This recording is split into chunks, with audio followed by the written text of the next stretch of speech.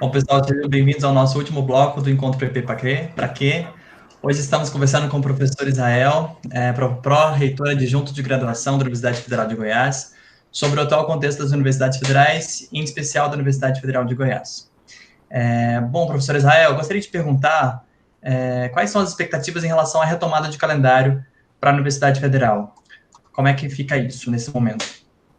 Beleza, Pedro. Bom, essa pergunta, há um tempo atrás, se você tivesse feito essa pergunta, eu diria assim que sem expectativas, né? Mas o cenário, como falei ao longo de outros momentos, está muito dinâmico e, assim, mudou muito nos últimos dias, sabe? Primeiro, tivemos um parecer do Conselho Nacional de Educação, que é o 05/2020, em que ele faz uma série de recomendações para que as atividades, sejam elas da educação básica, e a gente precisa preocupar com a educação básica, porque quando fala o UFG, a gente só pensa em graduação e pós-graduação, né? Mas nós temos um colégio de aplicação com educação infantil, ensino fundamental, ensino médio, mas o CNE faz recomendações, inclusive, para a educação básica, para o ensino superior, como que as atividades poderiam acontecer durante esse momento de pandemia. Esse parecer do CNE subsidiou uma portaria que o Ministério da Educação publicou no dia 16 de junho, que é a 544, que deixa autonomia para as universidades decidirem duas opções. Primeiro, ou manter o calendário suspenso até o final do ano e organizar aí um cronograma de reposição dessas aulas posteriormente, ou então a universidade informar o MEC que tem interesse em realizar atividades remotas. Então, com esse cenário mudando, e logo após a coletiva do MEC ontem, de dizer que o MEC vai, por meio da plataforma RMP, disponibilizar pacote de dados para os alunos que não têm condição de acessar a internet, nós estamos percebendo assim, um cenário bastante favorável para as retomadas de alguns calendários acadêmicos de universidades que estavam até então paradas, né? A UFG, obviamente, não está tomando decisões isoladas, a gente está participando de grupos do COGRAD Andifes, né, que é o fórum que reúne todos os proretores de graduação das universidades federais brasileiras, para a gente tomar decisões afinadas. Também estamos participando de um grupo de trabalho junto com as instituições públicas do Estado de Goiás, as sócias federais do Estado de Goiás, Instituto Federal e Instituto Federal Goiano, e as universidades, tanto a UEG, quanto a UFG, a UFCAT, a UFJ, para nós pensarmos em soluções conjuntas nesse âmbito aí. E nós estamos percebendo uma clareza de que esse calendário, eventualmente, possa ser retomado, né, por volta aí do mês de setembro, final de agosto, setembro, alguma coisa nesse sentido. Até então, quando se falava isso na universidade, as pessoas achavam que era uma atitude irresponsável fazer essa previsão. Mas hoje o cenário aponta para isso. Inclusive, para o Conselho Universitário, nessa sexta-feira, nós vamos sugerir como encaminhamento que as unidades já comecem a se planejar, já comecem a se reorganizar, né, para uma eventual retomada de calendário por volta do mês de setembro, calculando que a gente conseguiria, de uma certa forma, dar conta de terminar esse semestre, talvez ainda dentro do ano de 2020, né, retomar no início do ano que vem, realizar as chamadas públicas e conseguir cumprir todas digamos assim, as etapas necessárias para o bom andamento do calendário 2020. Então, essas são expectativas que até então eram absurdas, mas agora já está sendo um cenário bastante favorável para esse rumo aí, sabe? Maravilha, muito obrigado. Samila, fica à vontade para fazer a sua pergunta. Eu queria saber se a UFG tem planos para implementar algum tipo de estratégia de comunicação interna com os alunos sobre desigualdade social, porque a gente pôde ver nesse tempo de pandemia como esse diálogo foi feito entre os alunos e gerou muitas polêmicas. Eu queria saber se tem algum plano estratégico aí em relação à comunicação. A UFG sempre tem pautado pelo diálogo, e eu acho que esse olhar que você está trazendo, Samuel, ele é muito importante, assim, é um ganho, mais um dos ganhos que eu tenho em participar dessa reunião, que eu vou levar para a gestão superior, que às vezes nós temos um olhar muito enviesado da gestão, né? E quando a gente conversa com estudantes, que eles podem trazer o olhar do estudante, isso agrega muito. O que você está trazendo, essa informação, sem dúvida, é uma informação muito preocupante, porque nós queremos construir uma universidade inclusiva, mas não seja inclusiva em papel, seja uma inclusão efetiva e que todos participem desse processo de inclusão, né? E eu não tenho dúvida nenhuma que a gente precisa imediatamente construir uma política de mudança desse olhar da comunidade sobre si mesma, né? Se na Universidade Federal de Goiás, que é uma instituição mantida por verbas públicas, se nós não conseguimos fazer uma inclusão efetiva aqui, então aí realmente ficamos um pouco desesperançosos em relação a outros segmentos, né? Então, eu acho que a gente pode, sim, implementar políticas de esclarecimento para a comunidade, reiterar as unidades acadêmicas para que elas possam fazer a agenda de perto com os seus estudantes, esclarecendo, elucidando que as políticas de inclusão social, elas têm um impacto significativo na sociedade. Já tem estudos que comprovam que uma sociedade que tem uma grande, digamos assim, uma diversidade muito grande entre ricos e pobres, que a desigualdade social é muito gritante, tende a ser sociedades mais violentas. Ao passo que a sociedade onde a desigualdade social ela é menor, a sociedade é mais pacífica, as pessoas conseguem se integrar melhor, conseguem interagir melhor. Então, pensar em inclusão social é pensar no bem social. E a universidade não pode se furtar do seu papel. E quando eu falo a universidade, não estou dizendo gestão da universidade. Estou dizendo professores e estudantes, né? Sobretudo. Então, nós precisamos implementar campanhas para que as pessoas possam despertar esse sentimento, essa responsabilidade de que a inclusão social é dever de todos. Obrigado, Samla. Eu vou compartilhar isso com a gestão da universidade, tá? Bom, a gente falou um pouquinho de retomada de calendário acadêmico, professor Israel, e a minha pergunta vem nesse sentido, né? O híbrido, ou esse formato híbrido, o EAD, ele vai estar cada vez mais presente no cotidiano da universidade? É uma tendência para essa retomada e para os próximos anos? Perfeitamente, professora Marina. Obrigado pela pergunta. Eu não tenho dúvida nenhuma que, nesse momento, a solução é encaminharmos, né, para o uso das tecnologias de informação e comunicação. Quando eu falo de uma eventual retomada do calendário acadêmico, eu quero esclarecer, reiterar aqui, que se porventura o Consune entender que o calendário pode ser retomado em setembro, eu não vejo, particularmente, não vejo nenhuma viabilidade para isso acontecer de modo presencial, né? Acredito que este ano atividades presenciais são pouco possíveis de serem executadas.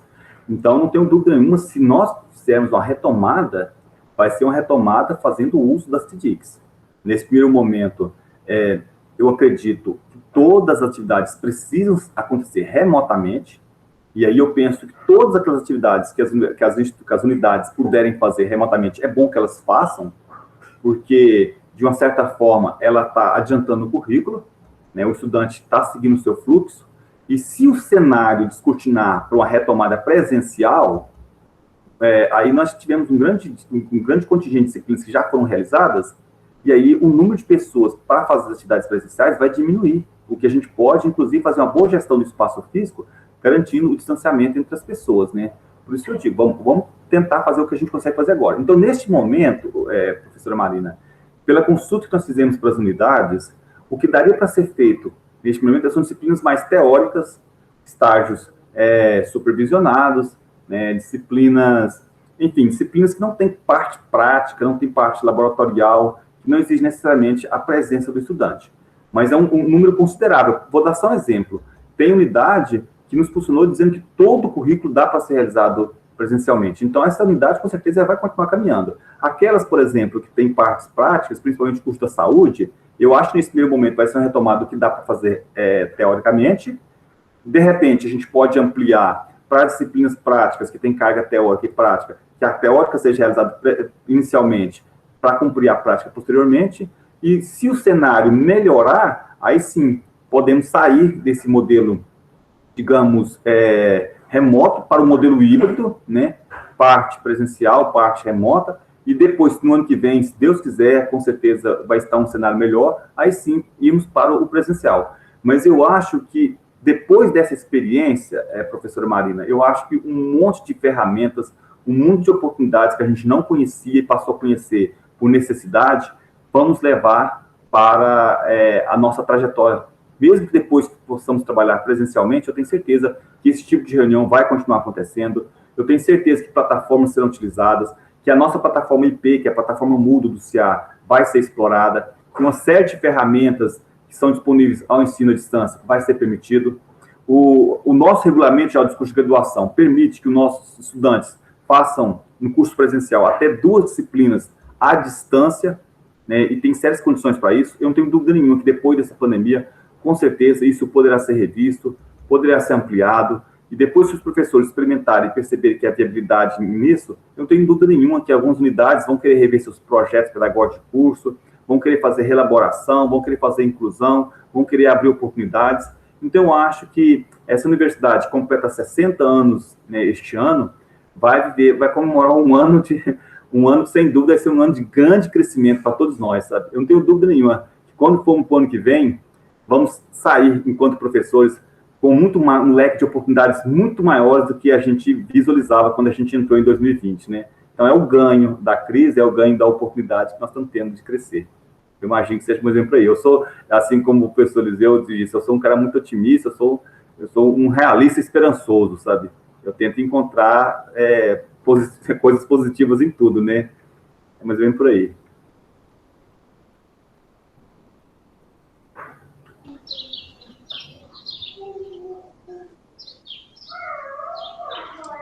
Professor Arnaldo, fique à vontade para fazer a sua pergunta. Bom, professor Israel, assim, fazendo um fechamento, né, de tudo que o senhor trouxe para a gente de informações, de ações que o UFG vem realizando, o que ainda fica de desafio para o UFG, considerando que a pandemia veio e obrigou uma instituição desse tamanho a se reinventar em um período tão curto? O que ainda representa obstáculos para a UFG para ela continuar se reinventando depois da pandemia? Sem dúvida alguma, nós temos um grande desafio pela frente, porque, como eu até falei, nós estamos numa universidade que teve 60 anos pensando no ensino presencial, né? Organizamos todos os nossos projetos de curso, todos pensando na modalidade presencial. Aí, de repente, nós percebemos a necessidade de fazer esse reajuste, né? E aí, infelizmente, não tínhamos até então criado uma infraestrutura para esse tipo de coisa acontecer, né? Então, eu acho que nesse primeiro momento a gente precisa pensar muito no nosso investimento, sabe? Investimento em equipamentos, para que nós possamos, de uma certa forma, potencializar os nossos laboratórios, né? Nós precisamos treinar os nossos professores, capacitá-los, dar formação para que esses professores tenham condição de realizar aulas virtualmente, né? Fazer uso dessas plataformas. Eu acho que o desafio é um desafio muito grande, professor Arnaldo, porque é um desafio de uma mudança de cultura, de formação. Que nós temos muitos professores na universidade que veem isso de um modo muito positivo, faz todo o empenho para ter esse crescimento, essa experiência, tudo, mas sem dúvida alguma vai ter um ou outro professor que vai ter uma resistência, né? E lidar com essas resistências é muito complicado, porque nós estamos num ambiente democrático, então a gente não vai ter que ninguém faça adesão forçada, não vamos ter que nenhum professor, de uma hora para outra, vai ter que repensar a sua vida docente. A gente quer que essas coisas sejam por adesão, por participação, né? De uma forma bastante dialogada. E aí eu acho que o grande desafio é justamente levar as pessoas a despertar essa consciência, né? Mas eu acho que o caminho está bastante profícuo, sabe? Eu acho que os desafios são as coisas que nos mobilizam, são as coisas que nos movimentam, né? Eu sempre digo que uma vida sem desafio é uma vida muito pacata, a gente fica muito na zona de conforto, né? Então, o desafio veio para nos tirar da zona de conforto, para a gente repensar nossas práticas docentes e tal. Então, eu visualizo aí uma oportunidade de ganho muito grande. E os desafios serão enfrentados, e sempre tivemos desafios, passando períodos, às vezes, ainda mais espinhosos do que esse nós estamos passando. Em todos os desafios que foram apresentados para a universidade, ela soube enfrentar e venceu todos, né? Eu até digo que eu conto a história da universidade, assim, não sei se dá tempo de eu contar a historinha rápida aqui da universidade, porque vocês sabem, assim, quem é estudante da universidade sabe que o campus que nós estamos em Samambaia é o campus 2, né? O campus 1 é o campus lá da entrada lá no centro, na praça universitária, né? E quando a universidade foi criada naquele lugar ali, foram só 4 unidades que se juntaram, né, para construir a Universidade Federal de Goiás. E o grande desafio que foi apresentado para a universidade naquele momento era se Goiás precisava de uma universidade particular, pública, porque a universidade foi criada em 1960, em 1959 já tinha sido criada a Universidade Católica, então já tinha universidade. Goiânia foi uma cidade projetada para 50 mil habitantes, então as pessoas diziam, mas por que uma universidade, 2 universidades numa cidade de 50 mil habitantes, né? E aí, se alguém tem dúvida da importância que foi a criação dessa universidade, se tinha ou não tinha necessidade de ela existir, é só a gente imaginar como seria a economia do estado de Goiás sem a universidade, né? O que seria da sociedade goiana sem a universidade? Então, hoje, Goiânia tem quase 2 milhões de grande Goiânia, né? E isso, sem dúvida alguma, a Universidade Federal de Goiás tem parcela de contribuição na formação desse povo aí, da sociedade, né? Dos nossos profissionais, tudo. Então, essa universidade que se colocou como uma resistência, porque desconfiava, inclusive, da necessidade dela. E aí o nosso primeiro reitor, que é o professor Colemar Natal e Silva, juntamente com os professores da época, assumiram essa bandeira de necessidade e criou-se a universidade e ela se estabeleceu, hoje esse desafio, sem dúvida, é mais um outro desafio que se apresenta e, sem dúvida alguma, como nós conseguimos, ao longo da trajetória da universidade, justificar sua existência, conseguimos fazer inclusão de estudantes indígenas, quilombolas, estudantes de escola pública, estamos, sem dúvida, cuidando da permanência, estamos, enfim, dando nossa parcela na construção de uma sociedade mais humana, não tenho dúvida nenhuma que nós vamos superar todos os desafios, vamos fazer bom uso das TDICs e vamos manter o padrão de qualidade dos cursos que a universidade oferta. Não tenho dúvida alguma. Professor Israel, muito obrigado mais uma vez pela sua presença. Foi muito importante a gente poder ouvir um pouquinho da universidade, né, do processo de gestão, enfim. Fiquei muito grato. Ficamos todos muito gratos pela sua presença e pela sua atenção. Agradeço também a presença da nossa aluna, Samla. Muito obrigado, Samla, e a todos os outros professores e professoras que participaram com a gente desse encontro. Bom, a gente vai ficando por aqui e a gente volta na semana que vem. Muito obrigado. Tchau.